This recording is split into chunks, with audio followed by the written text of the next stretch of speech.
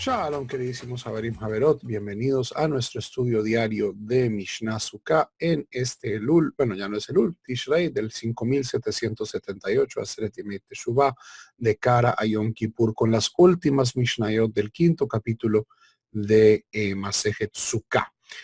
Habíamos hablado ayer sobre, en la sexta Mishnah, sobre la división de los sacrificios de los diferentes korbanot del templo.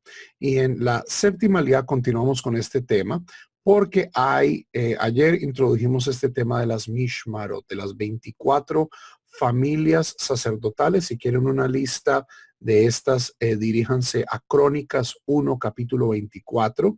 Ahí se habla de los 16 hijos de Elazar, los 8 hijos de Itamar, que establecen 24 dinastías sacerdotales, 24 dinastías de Kohanim, que se turnaban el ofrecimiento de las ofrendas. Y en la Mishnah pasada hablamos de cómo se dividían las ofrendas de Sukkot. En la Mishnah de hoy vamos a hablar de cómo se dividían las ofrendas en el resto de los festivales, de los Yamim Tovim. Dice, Bishlosha perakim bashana hayu kol hamishmarot shavot be'emurei Haregalim.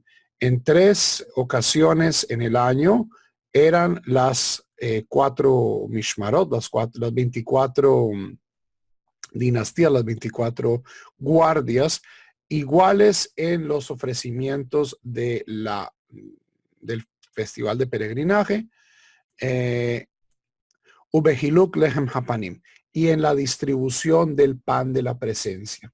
Entonces, una pequeña introducción. El pan de la presencia era uno de los elementos fundamentales de la parte interna del Beit HaMikdash. Esto aparece en el libro del Éxodo. Se habla de que hay una mesa de oro que está de cara a la menorá, dentro del santuario, dentro del Kodesh, o sea, tanto dentro del Mishkan como dentro del Mikdash, dentro del santuario del desierto como dentro del templo de Salomón. Y el segundo templo había dentro del edificio 2 espacios. Uno que es el Kodesh HaKodashim, que es el Sancta Sanctorum. En la época del templo de Salomón, ahí estaba contenida el Arca de la Alianza. En la época del segundo templo, este espacio estaba vacío. Pero aún con esto, era el único, o sea, era el lugar donde el Kohen Gadol, el sumo sacerdote, entraba en Yom Kippur. Ahora que estamos a escasos días de Yom Kippur, es interesante recordar este proceso, el cual es descrito en detalle en la Torah, en Levítico capítulo 16, Parashat Aharei Mot. Ok, entonces, y en el Kodesh, que es el vestíbulo al Kodesh HaKodashim, había 3 elementos. Uno es el altar de oro. El altar de oro es el altar de incienso, que recibe se recibe algunas aspersiones de sangre en Yom Kippur y cuando se hacían sacrificios colectivos, por ejemplo, del Kohen Gadol o del rey o del Sanedrín, pero pues en general no recibía tanta acción como el altar de bronce, que es el altar de afuera, el altar que está al aire libre. Estaba la menorá y estaba la mesa del pan de la presencia. Y esta mesa contenía 12 hogazas de matzá. Hoy en día nosotros pensamos que la matzá es como una galleta, pero la Mishnah describe en detalle que esto eran unas hogazas de matzá bastante gruesas que se doblaban y estaban puestas una sobre la otra. Y esto se duraba de Shabbat a Shabbat. Se dejaba ese pan en el templo 7 días y luego, cuando ya este pan había estado una semana en la presencia de Dios, Lehem HaPanim,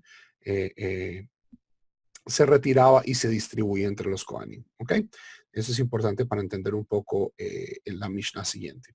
Ba'atzeret, en la fiesta de Shavuot, que se llama Atzeret en la Torah, Omerimlo, se le dice a los Kohanim, en Shavuot era uno de estos sitios donde todas las 24 Mishmarot recibían partes iguales de los ofrecimientos. Durante el resto del año había turnos. Entonces esta era la semana de esta Mishmeret y en esa semana recibían todos. Pero en las fiestas, todas las mishmarot recibían igual porción. Be'atzeret omerimlo, en Atzeret se le decía a cada cohen, heilech matzah, heilech hametz. He aquí tu matzah y he aquí el hametz. ¿Por qué? Porque en Shavuot era el único momento en todo el año donde se ofrecía una ofrenda de hametz. Todas las demás ofrendas, todas las demás menajot, todas las demás ofrendas vegetales que se hacían en el Beit HaMikdash eran matzah. Matzah en diferentes formas, ya sea matzah o hecho en una frito. Había diferentes formas de ofrecer o como harina, pero solo en Shavuot había una que celebra la cosecha de trigo. Había una mitzvah de hacer un ofrecimiento de hametz. Y este hametz iba dirigido a los kohanim. Entonces se le daba parte del pan de la presencia, que era matzah, y se le daba parte de esta ofrenda, de estos bikurim, de esta ofrenda de bikurim, que era hametz, a todos los kohanim. ¿Ok? Mishmar shezmano kavua. La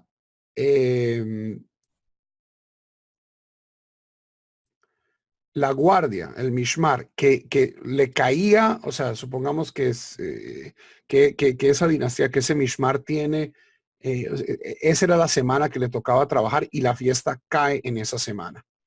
Entonces, ¿cómo se divide el asunto? Decía, mishmar shesemano kavua, la guardia que tenía ese tiempo fijo, huma kriv temidin, ofrece los corderos el tamid, los corderos permanentes, el de la mañana, el de la tarde. Nedarim, los votos. Un nedavot, los sacrificios de generosidad. Ushear korbanot zibur, y todos los demás sacrificios públicos. Umakriv et hakol, y ellos eran los que ofrecían todo, los que hacían el sacrificio.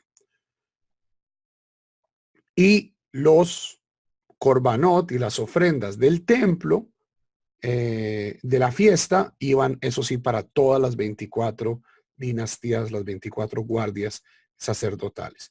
Pero por decir así, los sacrificios regulares de esa semana le correspondían al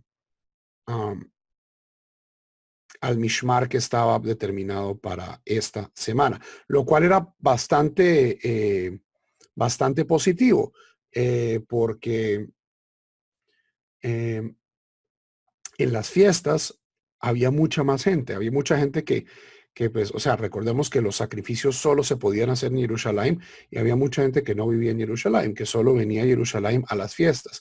Entonces, era de muy buena suerte para ese mishmar que la fiesta cayese en su semana, porque el volumen de los korbanot también se elevaba. Preguntan, si un pan permanecía una semana, ¿no se echaba a perder? No, la matzá es tremendamente resistente a la descomposición. Esa es una de las ventajas de la matzá. Es una de las ventajas de la matzá. La matzá dura sin volverse añeja, no se daña durante mucho tiempo. ¿Ok? Porque no lleva levadura, exactamente. Porque no lleva levadura, además es tremendamente densa. Ok, lo que permite que el pan crezca todo tipo de mohos es que el pan que tenemos nosotros tiene muchos espacios con aire. Ok, y esto pues es simplemente mi suposición. En el mundo antiguo seguramente eran muchísimo menos quisquillosos con el estado de la comida que se comían. O sea, nosotros hoy, ¡ay! Salió una pepita verde en el pan y se bota todo el pan. En el mundo antiguo había una inseguridad alimentaria bastante más fuerte. Pues este pan igual se consumía ahí en ese momento. Entonces, sí, pues seguramente no era el pan más apetitoso, eh, pero ciertamente no estaba ya mal. ¿Ok? Yom Tov Hasamuch la Shabbat. ¿Qué pasa si el Yom Tov no cae en Shabbat, sino que cae un día antes o un día después? Ben milfaneja, ben milahareja, ¿cierto? Antes o después. Hayu Chol Hamishmarot Shavot Bechiluk Lechem Hapanim. Todas las dinastías, las 24 guardias sacerdotales recibían una porción igual del pan de la presencia. El pan de la presencia se distribuía, o sea, el pan de la presencia viejo se sacaba en Shabbat y se traía el nuevo pan en Shabbat. Entonces, si había, así el Yom Tov cayera antes o después, porque pues esto significaba que los Kohanim tenían que viajar, tenían que hacerse presentes. Entonces, para compensar este viaje, se le repartía también partes iguales del pan de la presencia. Javarim, nos quedan 2 minutos antes. La próxima Mishnah es muy cortita, bueno, no ni tan cortita, pero sí me gustaría mañana hacer un sium de este Masejet y tal vez hacer un lejaim. Entonces, quiero terminar aquí. Preguntas de ¿por qué se llama el pan de la presencia? Así es llamado en la Torah. Se llama Lechem HaPanim. En español es traducido como el pan de la presencia, pero también podría ser traducido como el pan interior. ¿Por qué? Porque es el pan que está adentro del templo. Entonces, Lifnei significa adentro. Si ustedes ahorita, si están estudiando a Hanaimot, preparándose para lo que vamos a leer este Shabbat en Yom Kippur, vamos a ver que hay una diferencia de Lifnei, Belifnim, Uibait. Entonces este es el pan que está adentro. Hay otros panes que no están adentro. Recordemos que una buena cantidad de los sacrificios, de las ofrendas sacerdotales, no eran animales. Nosotros creo que porque justamente el cristianismo tiene una obsesión con los ofrecimientos de sangre, porque pues cuadra muy bien con su teología, pero se nos olvida que la inmensa mayoría de la gente no le alcanzaba para ofrecer sacrificios de sangre, sacrificios animales. La inmensa mayoría de la gente en el mundo antiguo, como hoy, eran pobres. La mayoría de la gente en el mundo antiguo era pobre. ¿Y cuál es el sacrificio más económico? Harina. La inmensa mayoría de los sacrificios en el Beit HaMikdash eran vegetarianos.